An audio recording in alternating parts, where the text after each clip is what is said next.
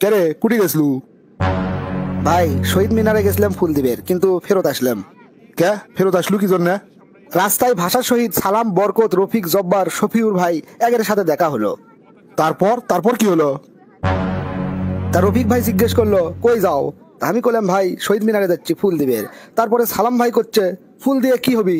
আমি করছি না মানে আপনাকে স্মরণ করার জন্যই তো, যাতে আপনাকে আত্মা শান্তি পায়।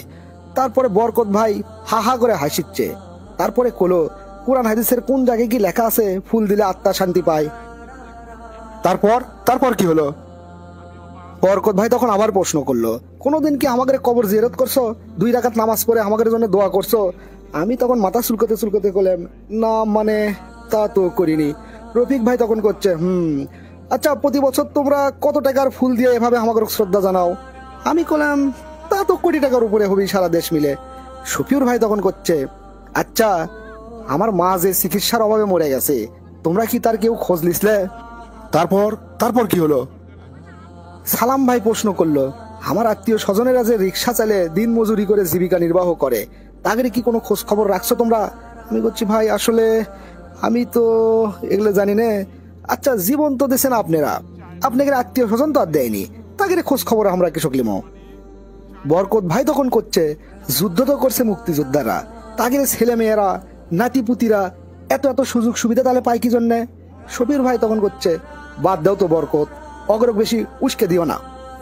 তারপর তারপর কি হলো? তাদের এগুলো কথাবার্তা শুনে আমার মনটা খুব খারাপ হয়ে গেল ভাই। এই জন্যে আমি ফিরে আসিচ্ছি, আর মনে মনে সিদ্ধান্ত লিছি আর কোনোদিন ফুল দেবের যাবো না। যদি পারি সালাম, বরকত, রফিক, জব্বার, শফিউর সহ আরো যারা ভাষা শহীদ আছে তাদের কবর জিয়ারত কর্ম, তাদের জন্য দোয়া কর্ম, আর তাদের আত্মীয় স্বজনের খোঁজ খবর নেমো।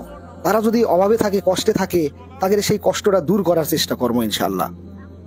খুব ভালো নিয়ত করছু রে ভাই, আল্লাহ তোর নিয়ত কবুল করুক। জানি না কে কোথা থেকে দেখতেছেন, যদি দেখতে পান অবশ্যই কমেন্টসে জানাবেন। কি হ্যাঁ মনে হয়, আমার মনে হয়। মনে না হয়? না আচ্ছা দেখি, আমরা ওয়েট করি কি বানায়। আমরা ওয়েট করি কোথায় আসতেছে এটা? সংসদ ভবন উপরে পিছনে যাচ্ছে। এটা তো সংসদ ভবন পিছনে চলে যাচ্ছে। আল্লাহ, এটা কি শেষ হয়ে গেল? ও দেখো সব লাইট উঠে গেছে, সব লাইট জ্বলে গেছে। কথা হবে ইনশাআল্লাহ, আবার দেখা হবে নেক্সট কোনো ভিডিওতে। সবাই লাইক সাবস্ক্রাইব করে দিবেন আমাদের চ্যানেলটা, এবং আমাদের পেজে থাকলে ফলো দিয়ে দিবেন। আল্লাহ হাফেজ সবাইকে, আসসালামু আলাইকুম।